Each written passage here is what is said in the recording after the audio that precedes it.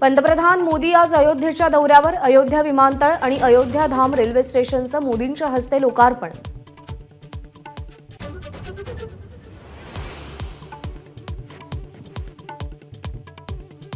उद्धव ठाकरे, राज ठाकरे, शरद पवारांना राम मंदिर सोहळ्याचं निमंत्रण. राम जन्मभूमी न्यासाकडून सोहळ्याची पत्रिका नेत्यांना कुरिअर.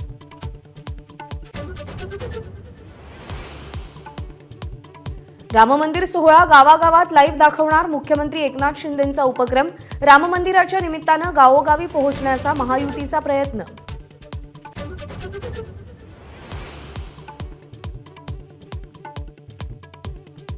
ठाकरे गटाचा अजित पवार गटाला धक्का. अजित पवारांचे कट्टर समर्थक माजी नेते संजोग वाघेरे आज ठाकरे गटात प्रवेश करणार.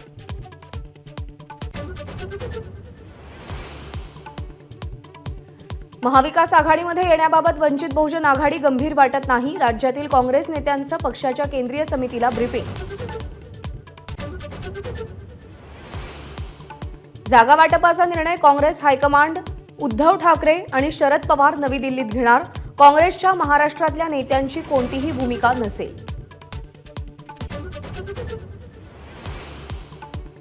उद्धव ठाकरे 2 किंवा 3 जानेवारीला दिल्लीवारी करण्याची शक्यता.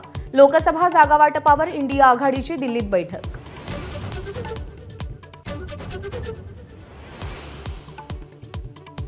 खडसेंना एवढे दंड आकारले गेलेत की पायात चप्पल घालायलाही पैसे उरलेले नाहीत. गिरीश महाजनांची एकनाथ खडसेंवर बोचरी टीका.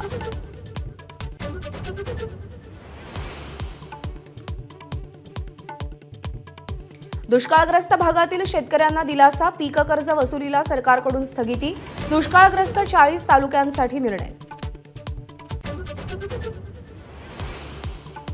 नांदेड शहरात क्षुल्लक कारणावरून तरुणाची निर्घृण हत्या. डोक्यावरून 3 ते 4 वेळा दुचाकी नेऊन तरुणाला संपवलं. 8 जणांना अटक.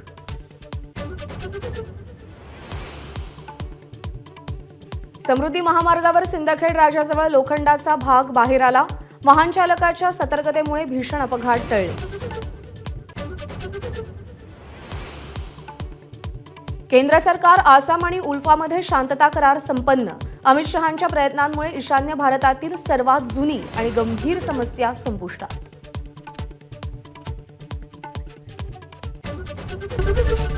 एबीपी माझा, उघडा डोळे बघा नीट.